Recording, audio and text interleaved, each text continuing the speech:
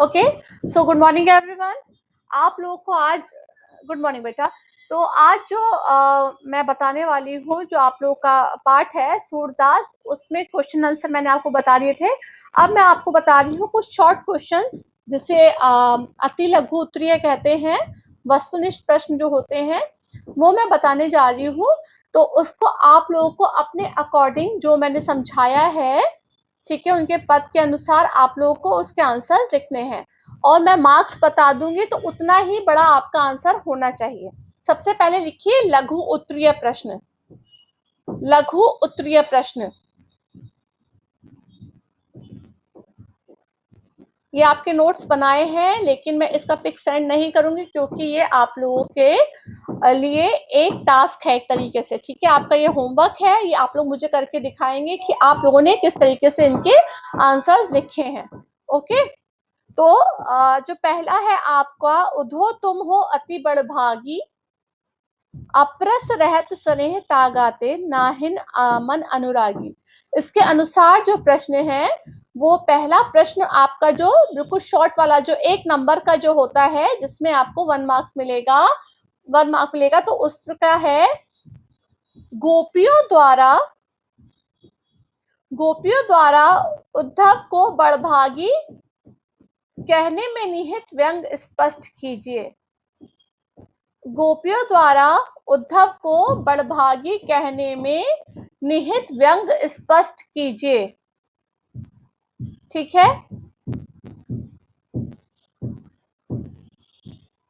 निहित व्यंग,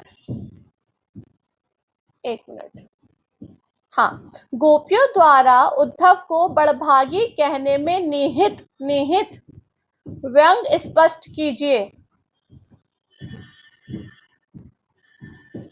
ठीक है, दूसरा है, उद्धव के व्यवहार की तुलना किस किस से की गई है।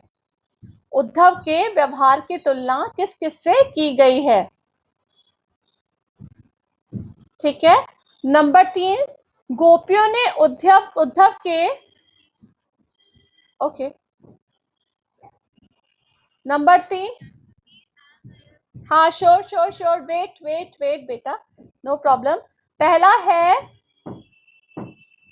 फर्स्ट क्वेश्चन इज, गोपियों द्वारा उद्धव को बड़भागी कहने में निहित व्यंग स्पष्ट कीजिए।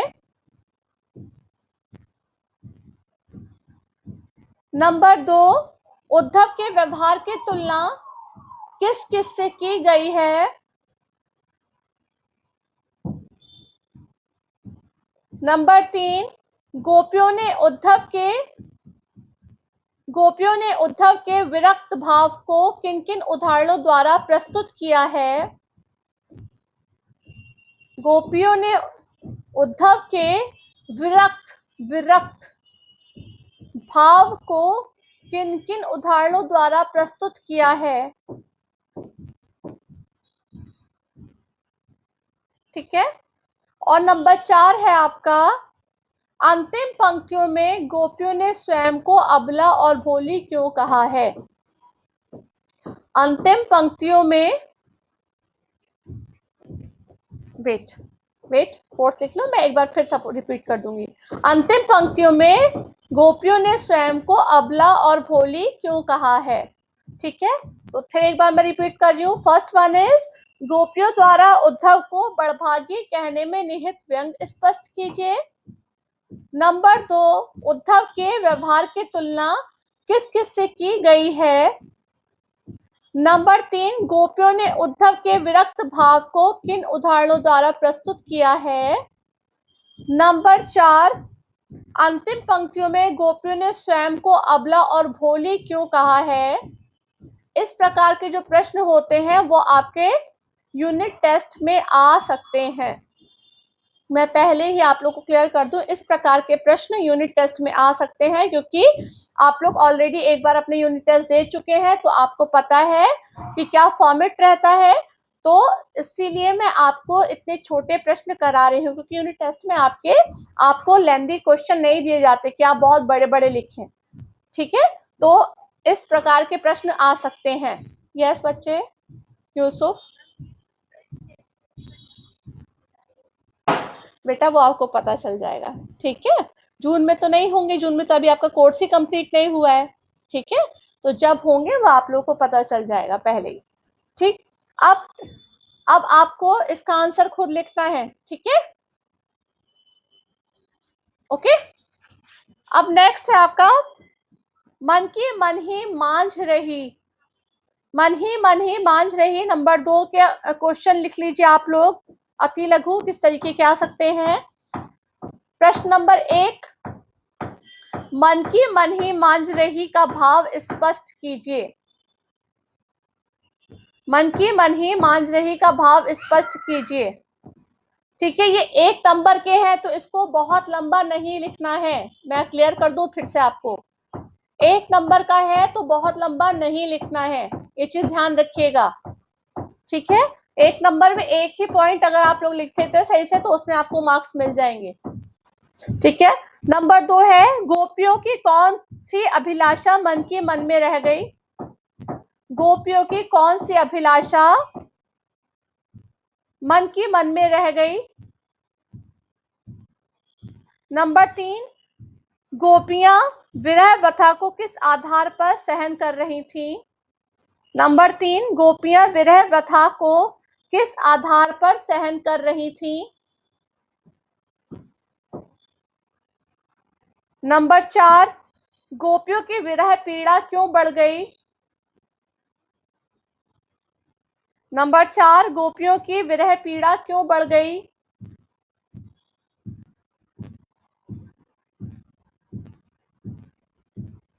एक बार फिर रिपीट कर रही हूं मैं आप लोगों को,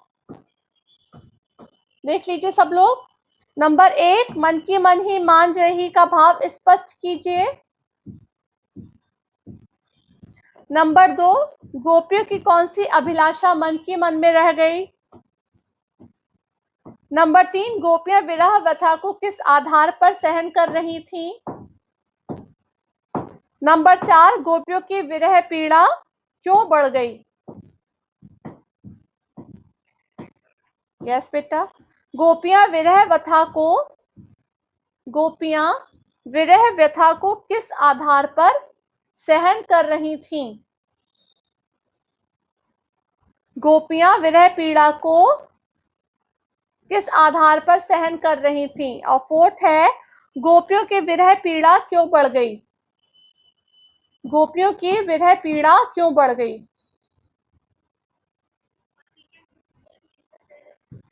यस बेटा, ठीक है। फिर आपका है नंबर 3, हमारे हारिल की लकड़ी, हमारे हरी हारिल की लकड़ी, ठीक है। तो इसका क्वेश्चन है आपका, पहला लिखिए, गोपियां अपनी तुलना हारिल पक्षी से क्यों करती हैं।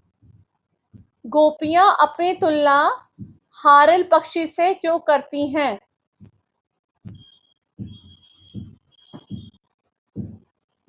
ठीक है। फिर 2 है, प्रश्न नंबर 2, गोपियों को दिन रात किसकी रट लगी रहती है और क्यों। गोपियों को दिन रात किसकी रट लगी रहती है और क्यों।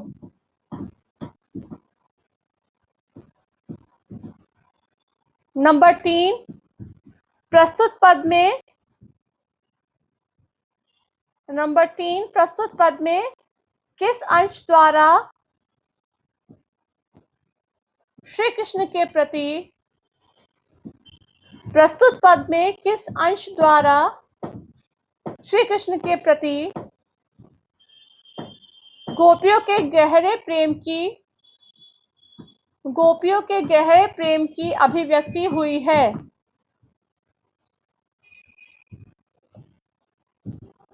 बिलाल हम लोग की क्लास में है, बिलाल हुसैन, ओके, ठीक है। प्रस्तुत पद में, यस बेटा, प्रस्तुत पद में किस अंश द्वारा श्री कृष्ण के प्रति गोपियों के गहरे प्रेम की अभिव्यक्ति हुई है। ठीक है। क्वेश्चन नंबर 4 इज, गोपियों को योग का संदेश कैसा लगता है और क्यों। गोपियों को योग का संदेश कैसा लगता है और क्यों?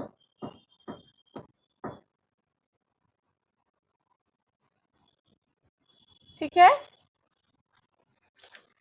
इसके बाद क्वेश्चन लिखिए नंबर 4 का। ओके बेटा अमृतांश वेट। हाँ, थर्ड वन इज प्रस्तुत पद में किस अंश द्वारा श्री कृष्ण के प्रति प्रस्तुत पद में किस अंश के द्वारा श्री कृष्ण के प्रति गोपियों के गहरे प्रेम की अभिव्यक्ति हुई है? गोपियों के गहरे प्रेम की अभिव्यक्ति हुई है। फिर नंबर 4 है गोपियों को योग संदेश कैसा लगता है और क्यों? ठीक है, ओके। नेक्स्ट है हरी है राजनीति पड़ी आई। हरी है राजनीति पड़ी आई, इसके आधार पर जो प्रश्न है वो लिख लीजिए सब लोग। नंबर एक,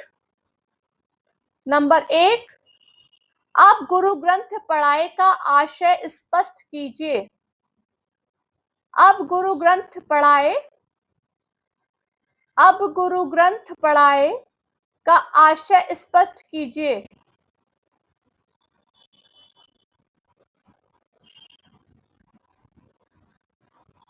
ठीक है। नंबर 2, गोपियों को अपने मन को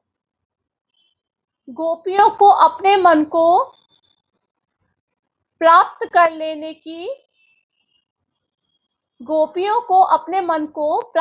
लेने की संभावना क्यों लगती है?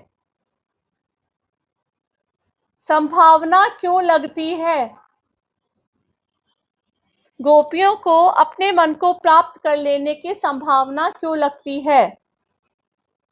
नेक्स्ट इज पुराने लोगों को भला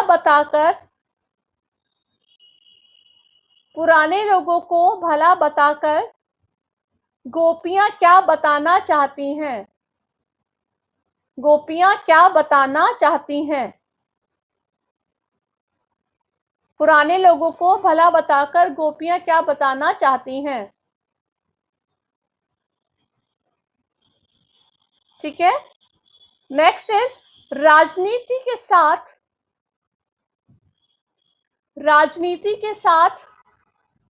राजधर्म भी पालनीय है। राजनीति के साथ राजधर्म भी पालनीय है। इससे गोपियों के बारे में क्या जानकारी मिलती है? इससे गोपियों के बारे में क्या जानकारी मिलती है? ठीक है, ये आपके चारों के क्वेश्चन आंसर हो गए। ठीक है, मैं एक बार आप लोग को समझा रही हूँ, ध्यान रखिएगा, तो ध्यान से देख लीजिएगा। यस बेटा, गोपियों के द्वारा, एक मिनट, फोर्थ वन। ठीक है, राजनीति के साथ राजधर्म भी पालनीय है। राजनीति के साथ राजधर्म भी पालनीय है। इससे गोपियों के बारे में क्या जानकारी मिलती है? इससे गोपियों के बारे में क्या जानकारी मिलती है? अब मैं फटाफट एक बार समझाती जा रही हूँ। जिन बच्चों ने क्वेश्चन लिखे हैं वो उसको कनेक्ट करते चले जाएं। पहले वाले के देख लीजिए सब लोग। नंबर 1, गोपियां उद्धव से व्यंग करते हुए कहती हैं कि तुम कैसे भाग्यशाली हो जो श्री कृष्ण के निकट रहते हुए भी श्री कृष्ण से प्रेम ना कर सके या श्री कृष्ण को ना पा सके। फिर उसका दूसरा है, उद्धव के व्यवहार की तुलना पानी के ऊपर तैरते कमल पत्र और पानी में डूबी हुई तेल लगी गागर से की गई है। ठीक है। नंबर 3, गोपियों ने उद्धव के विरक्ति भाव को जल के ऊपर तैरते हुए कमल पत्ते के समान और तेल से युक्त गागर को पानी में डूबने के समान द्वारा प्रस्तुत किया है। ठीक। नंबर 4, अंतिम पंक्तियों में गोपियों ने स्वयं को अबला और भोली इसलिए कहा क्योंकि वे प्रेम के परिणाम को जाने बिना श्री कृष्ण से प्रेम कर बैठी। वही प्रेम अब उनके लिए पीड़ादायी बन गया। नंबर 2 के देख लीजिए। पहला, यद्यपि गोपियां श्री कृष्ण से प्रेम करती थीं, फिर भी अपने प्रेम को श्री कृष्ण के सम्मुख प्रकट नहीं कर पाए, इसलिए वह उनको निरंतर कचोटता रहता है। मतलब ये भाव उनको निरंतर कचोटता रहता है। नंबर 2, गोपियों द्वारा श्री कृष्ण से अपने प्रेम प्रकट करने की अभिलाषा मन में ही रह गई। ये प्रश्न बार बार आता है, इसलिए मैं बता रही हूँ आपको। नंबर 3, गोपियां वैरव व्रता को इस आधार पर सहन कर रही थी कि एक दिन वह ब्रज वापस आएंगे और उन्हें प्रेम का प्रतिदान देंगे। नंबर 4, श्री कृष्ण के द्वारा भेजे गए योग के संदेश को उद्धव से सुनकर उनकी विरह पीड़ा बढ़ गई। ठीक है, फिर तीसरे के देख लीजिए आंसर आप लोग। नंबर 1, जिस प्रकार हारिल पक्षी लकड़ी का आश्रय मानकर अपने पंजों में दबाए रहता है, उसी प्रकार गोपियां भी श्री कृष्ण को अपने प्रेम का आधार मानकर अपने हृदय में बसाए रहती हैं। उनका प्रेम उनके हृदय में विद्यमान रहता है। नेक्स्ट देख लीजिए सब लोग। गोपियां दिन रात श्री कृष्ण की रट लगाए रहती हैं, क्योंकि वे श्री कृष्ण से तन मन वचन से पूर्ण समर्पित हैं। ठीक है। नंबर 3, मन क्रम वचन नंद नंदन उड़, यह दृढ़ करी पकड़ी, जावत सोवत स्वप्न दिवन से कान जकरी। इन पंक्तियों में श्री कृष्ण के प्रति गोपियों के गहरे प्रेम की अभिव्यक्ति हुई है। नंबर 4, गोपियों को योग का संदेश कभी ककड़ी के समान प्रतीत होता है, क्योंकि योग की बातें गोपियों को अच्छी नहीं लगती। ठीक, फिर नंबर 4 के आंसर देख लीजिए। नंबर 1, उद्धव के प्रति गोपियां व्यंग करती हैं कि तुम्हारी वाक्पटुता से जान पड़ता है कि तुम पहले से चतुर और भी राजनीति पढ़े हुए श्री कृष्ण से सिखाए गए हो। ठीक है, जो अब राजनीति श्री कृष्ण सीख गए हैं, उनसे भी तुम अपनी राजनीति पढ़कर आए हो। ठीक, नेक्स्ट इज प्रेम संदेश के बदले योग संदेश सुनकर गोपियों को ऐसा प्रतीत होता है कि श्री कृष्ण की सोच में परिवर्तन हो चुका है। श्री कृष्ण की सोच में परिवर्तन हो चुका है। इस कारण गोपियों को अपना मन प्राप्त हो जाने की संभावना लगती है। नंबर 3, पुराने लोगों को भला बताकर गोपियां कहना चाहती हैं कि पुराने लोग दूसरों की भलाई के लिए भागे चले आते थे और श्री कृष्ण हैं जो गोपियों को मर्म जानकर योग संदेश भेजते हैं। मतलब श्री कृष्ण पहले उनसे इतना प्रेम करते थे कि वो भागे चले आते थे। मतलब पुराने लोग किसी की विपदा देखकर भागे चले आते थे, और श्री कृष्ण क्या है? श्री कृष्ण जो गोपियों का मन जानकर भी योग संदेश भेजते हैं। नंबर 4, गोपियों द्वारा राजनीति में राजधन पालनीय है को बताना उनके राजनीतिक योग्यता का परिचय मिलता है। मैंने आप लोगों को समझा दिया है। अब आप लोगों को इनको अपने शब्दों में लिखना है अपनी अपनी कॉपी में। कोई भी प्रॉब्लम होगी तो आप लोग पूछ सकते हैं। ठीक है, कोई प्रॉब्लम अभी? Class 10C। ठीक है, और एक चीज मैं आप सबको अब बता दूं, क्लियर कर दूं कि चाहे आपके यूनिट टेस्ट हो, चाहे आपके हाफ ईयरली हो या प्री बोर्ड जो भी हो, अपने सारे एग्जाम दीजिएगा। ठीक है, क्योंकि अभी ये जो पैंडेमिक चल रहा है इसका कुछ नहीं पता कि आगे क्या रूप लेता है, किस तरीके से होता है, क्या नहीं है। लेकिन आप लोगों की जो भी टेस्ट होते हैं, पेपर होते हैं, तो कोशिश कीजिएगा सारे बच्चे उसको अटेम्प्ट करें, सारे बच्चे उन एग्जाम्स को दें, क्योंकि आपका एक भी एग्जाम हो सकता है आपके मार्क्स आपके फाइनल्स में ना ऐड हो पाए। ना देना आपका एग्जाम आपके लिए प्रॉब्लम क्रिएट कर दे। तो अच्छे से अपनी क्लासेस को अटेंड कीजिए। जो बच्चे कर रहे हैं, मुझे पता है जो सीरियस बच्चे हैं वो हमेशा करेंगे, बट दूसरे बच्चे भी जो नहीं कर पा रहे उनको भी बोलिए क्लासेस अटेंड करें, क्लास में समझें, क्योंकि जो क्वेश्चंस अब आएंगे क्लास 10 में वो जरूरी नहीं है कि आपके बुक में जो रटे रटाए प्रश्न हैं वो आ जाए। अब आप लोग बड़ी क्लास में पहुंच चुके हैं, तो आपके पाठ के अनुसार बनाए गए प्रश्न भी आ सकते हैं। ठीक है। और अभी भी जिन बच्चों ने अपना पिक नहीं लगाया है, जैसे अनुष्का का मुझे पिक नहीं दिख रहा है, जिन्होंने अभी तक नहीं लगाया है वो जल्द से जल्द अपना पिक अपनी आईडी पर लगा लें, क्योंकि नेक्स्ट टर्न से मैं अब जिनका पिक नहीं होगा, मैं पहले भी बोल चुकी हूँ नहीं, लेकिन जिन बच्चों का नाम मैं जानती थी उनको मैंने एक्सेप्ट कर लिया है। अब नेक्स्ट टर्न से जिनका पिक नहीं होगा उनको ऐड नहीं किया जाएगा। ऑलराइट, सबको क्लियर हो गया बच्चे? ओके, तो आप लोग इसको अपनी अपनी बुक में लिख लीजिएगा, कोई भी प्रॉब्लम होगी आप लोग पूछ सकते हैं, ठीक है? Okay, bye class, have a nice day. Bye बेटा, बाय बाय, बाय बाय बच्चे मेरे।